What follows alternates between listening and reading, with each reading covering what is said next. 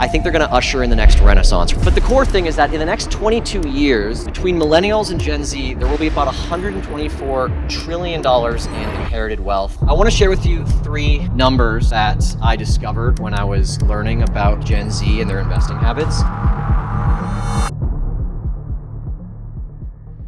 Today, I have a presentation about Gen Z, the Zoomer generation. Now, I know we all care about our OPSEC here, but I want to get a show of hands. How many people here are under the age of like 27? Raise your hand. All right, pretty good. So, this presentation is for everyone. I don't want to discriminate. Age is just a number. But yeah, today I want to talk about Bitcoin and this big wealth transfer that we all know is coming from the baby boomer generation to millennials, to Gen Zers, and kind of what it means. And for me, one of the things I realized as I was looking into Gen Z and their spending habits and their investing habits is I don't think that they're going to treat wealth the same way that the last 3 generations have. I actually think they're going to treat it a lot differently. And that's basically what this presentation is about, is what is going to happen when this tidal wave of capital ends up in their hands. Yeah, this is crazy. I haven't done anything on a big stage before, so excuse me if I'm like a little nervous, but appreciate you guys. Oh, shucks. I appreciate it. Okay. Quick intro for me. I've updated my mantra. I am running a YouTube channel called The Exit Manual. You might have heard of it. I've been doing a lot of Bitcoin content, trying to educate people on Bitcoin. I throw in a little bit of humor, and I try to make it the show that I always wanted when I got back into Bitcoin in 2016. I wanted something light, explaining the core tenets of sound money, and something that I could share with my friends. And so I went out and I kind of made it. And I'm evolving the show into trying to make an anti-doomer guide for Zoomers, because I do think that Bitcoin is a tool that I think a lot of us here have kept us going through some pretty tough times when we look at the state of the world. But I think there's a lot of tools. I think Bitcoin might be the most important one. But yeah, my mission is to basically promote Bitcoin sovereignty and all the tools around that to a new generation so that they're not so pessimistic about the future. I want to share with you 3 numbers that I discovered when I was learning about Gen Z and their investing habits. The first one is, right now, only 11% of people under the age of 27 are actively saving for retirement. However, 42% of them own Bitcoin, or according to this poll, crypto. I do think most of it is Bitcoin. So nearly half of Gen Z investors own Bitcoin, which is 4 times more than the amount that say that they're saving for retirement. And then 93% of people in Gen Z think that they're never going to retire. So the only conclusion to come to this is that they don't watch enough Bitcoin podcasts. If they did, they would have way more confidence in their retirement plan, clearly. But the core thing is that in the next 22 years, between millennials and Gen Z, there will be about $124 trillion in inherited wealth. And the more I dug into it, the more I realized that I don't think that they're going to do what previous generations have done with their inheritance. So let's talk about real estate. Real estate is the biggest chunk of this $124 trillion of wealth. It's about 19 trillion-ish of it. And it's one that my controversial take is that Gen Z is going to dump long term. So right now, baby boomers and Gen Xers own about 79% of all the real estate wealth in North America. I imagine in Europe it's a little bit similar. In the next 20 to 40 years, that's going to gradually trickle down to younger generations if it's not sold. The question is, will they actually want it? In my opinion, there is a big desirability mismatch with how Gen Z conducts their capital and their savings processes, and kind of what their desirability is out of this world. The first one is that we all know that birth rates are declining everywhere, and you have a lot of houses that are going to be going down to generations that are going to have a lot of empty rooms. The average family size has shrunk in the last 60 years from, I think, an average of 6 people to 3 to 4. I don't think that changes, and so you gotta ask yourself, are those generations going to have the same utility out of a house from the 80s or the 70s as their parents did? The second problem is that a large majority of people in Gen Z and millennials are freelancers. So not everyone who inherits a piece of property is going to have the whole thing paid in cash. They might be inheriting a mortgage. And if you are a freelancer, I imagine there's quite a few freelancers in the audience, you know how hard it is to actually get financing for anything without having that solid T4 paycheck coming in every single month. I also have seen that a lot of younger people are switching careers constantly, which again, unless they update the financial regulations and rules, I don't think a lot of the younger generation are going to be getting the same mortgages that our parents did with their solid 40-year career tracks. But the biggest point of all of them is that this younger generation is the most exposed to the market of any generation previously, and it's all happened incredibly fast in the last 5 years. In 2020, only 18% of 25-year-olds had brokerage accounts like Robinhood and bought stocks. Today, it's over 40%. 40% of Gen Z own some type of stock. Your parents were not talking about stocks when they were 25 years old. So, in short, Gen Z wants their liquidity for real. The trend is moving in one direction, and I don't think it's towards a 30-year mortgage. So where does Bitcoin fit into all of this conversation? Well, we know that 42% of Gen Z investors already own Bitcoin, but one of the more shocking statistics is that 1 in 5 of them hold nothing else except for cryptocurrency. So they're all in Bitcoin, hopefully not Dogecoin or any of the others. Gen Z, I think, understands the Bitcoin thesis a lot better than other generations for a couple of reasons. And I'm going to be super cringe here for a second. The Fed is straight capping about inflation. We all know that. They've experienced more inflation in the last 10 years than any generation has since the 1980s. They're also a generation that has been stripped of ownership of things. They were basically launched into the subscription society where you don't actually own physical media, you don't own software, everything is a $10 to $20 a month subscription. And in return, what we're seeing is if you look at Gen Z trends, whether it's fashion, whether it's hard media, they want to own things. Sales for film cameras and analog records are off the charts, and they're being primarily driven by people under 25. So they want to own the things that they can own. And the people that do own Bitcoin are actually out here spending it. So 65% of Gen Z crypto or Bitcoin holders say that they have spent or received Bitcoin from family members or used it in their community. I don't want to harp on anyone, but I don't think a lot of boomers who have exposure to Bitcoin have ever spent it once.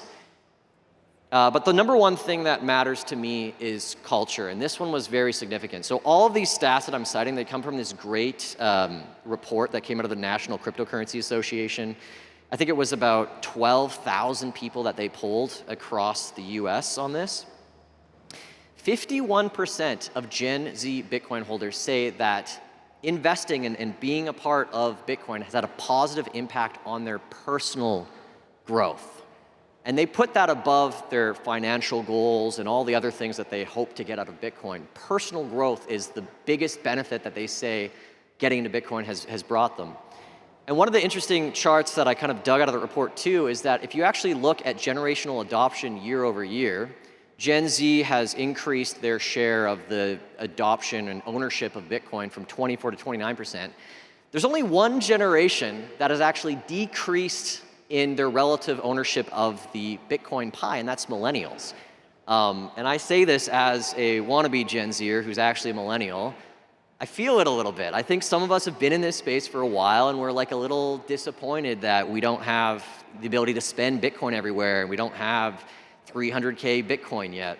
In fact, it's a little bit odd to me, but kind of cool that actually baby boomers have had the biggest leg up in adoption over the last year. That's probably due to the ETFs and investing.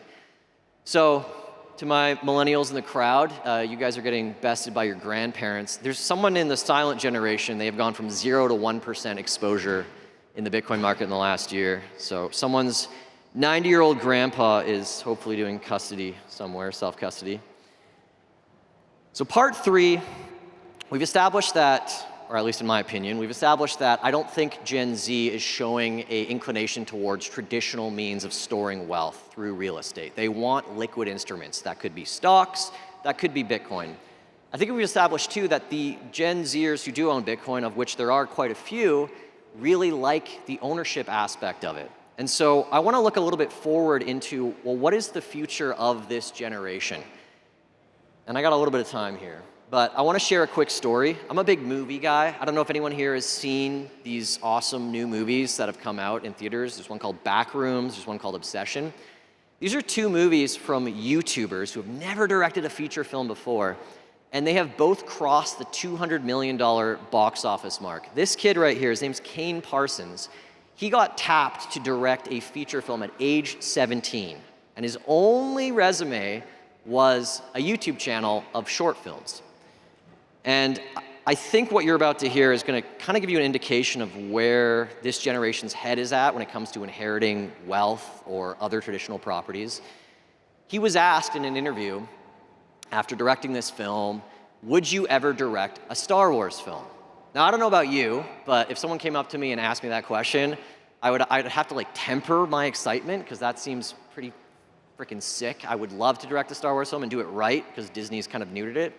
But what he said is, no, that's not my thing.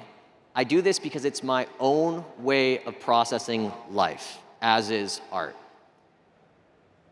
I think that's a big tonal shift between generations, and I think it's a really good encapsulation. It's a great microcosm, I think, for where this generation's head is at.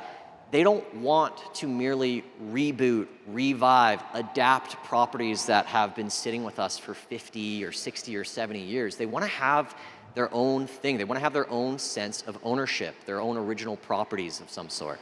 And I think that word to own, we know, is one of the most important words in Bitcoin. Where I'm going to get a little bit of pushback on this, and I really hope Michael Saylor is not in the crowd, and if you are, you stole my t-shirt design, but I'll forgive you for that one.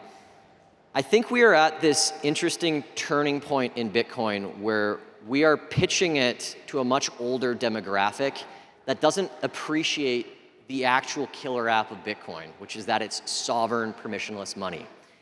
We have, in my take, we are financializing the soul out of Bitcoin. Now, I don't care, I'm an individual. I care how I own my Bitcoin. I can't cast aspersions on how everyone else owns their Bitcoin. But it's a big deal when you have something that has these massive network effects, that has the power law integrated into it. And that is the thing that creates the growth in the network. That's what creates adoption. That's what creates price appreciation. It's the network effect.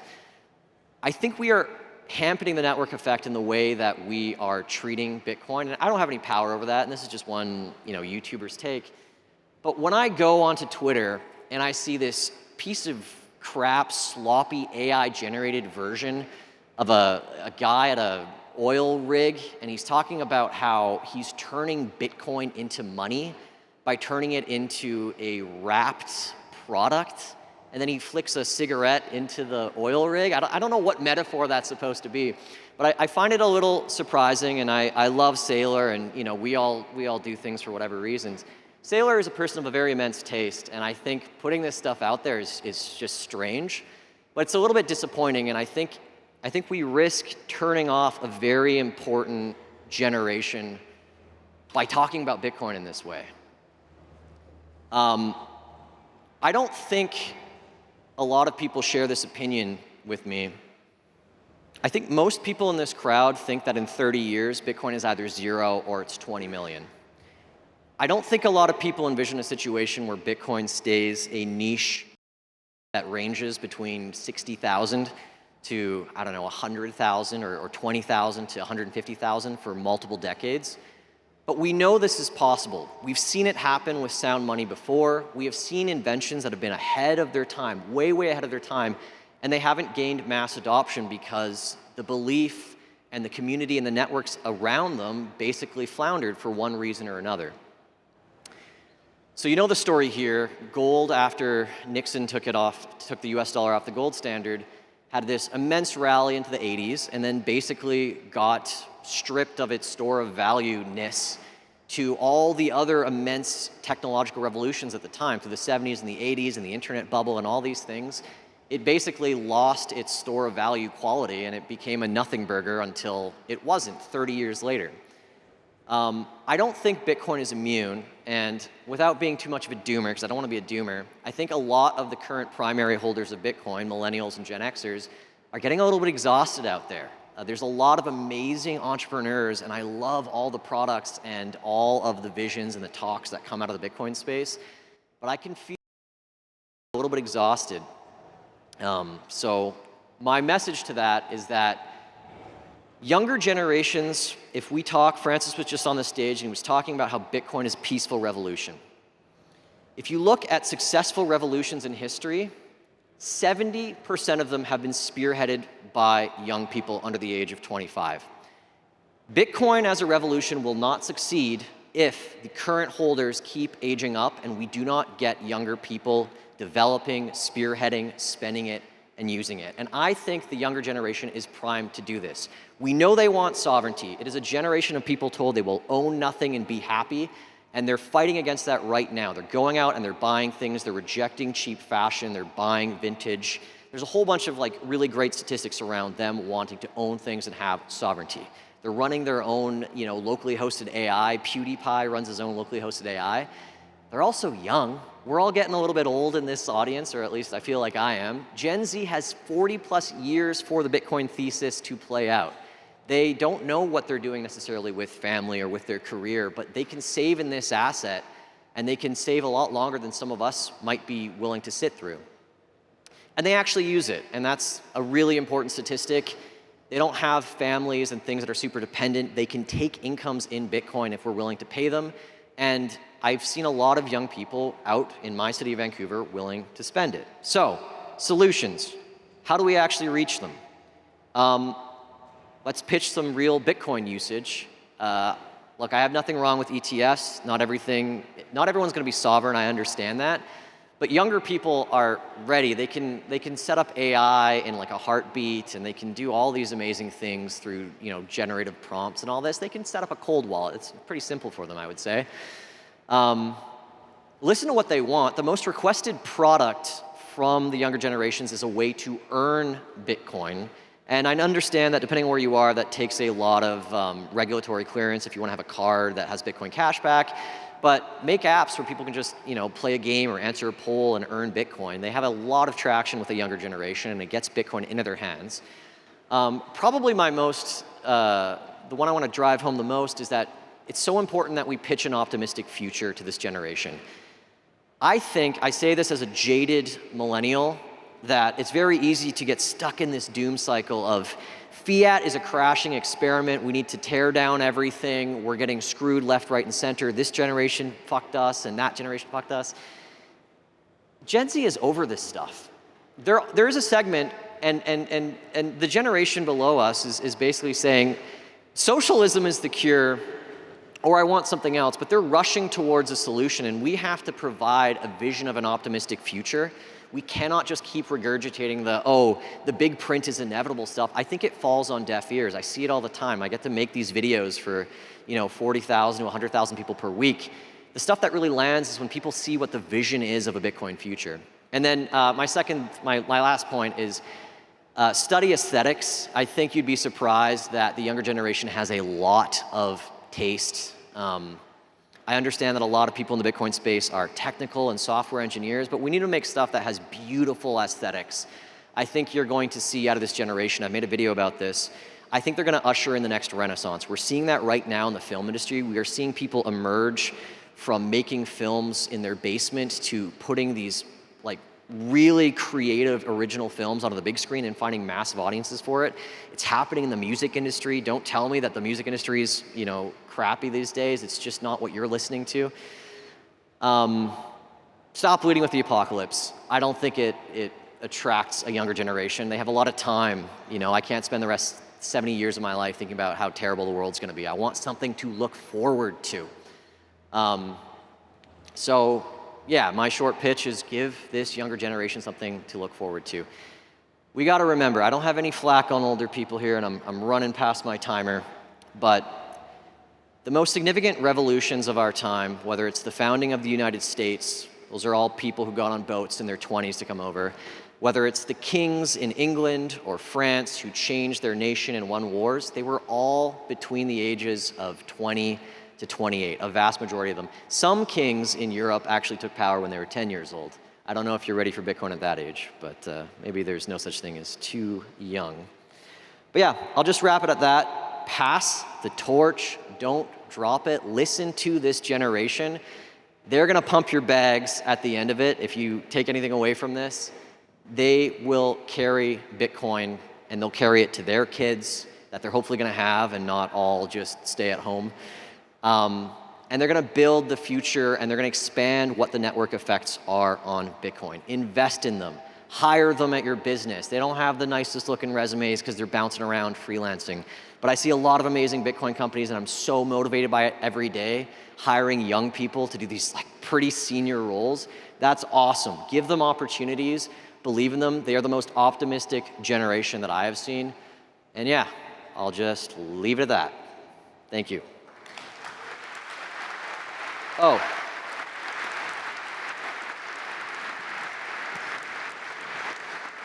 Julian, thank you so much. No, I gotta ask one thing. Because this has to go on my YouTube channel. Can I get all of you to yell like and subscribe? Ready? Hold on. What do you want them to do? All right, 3, 2, 1. Ayo, let's go. Dude, I was just gonna promote your channel, so you did it already for yourself. Yes, subscribe to the exit manual, Julian. Thank you so much. And now it's time to get off the stage, but thank you so much, sir, for your wonderful talk. Thank you so much. Julian.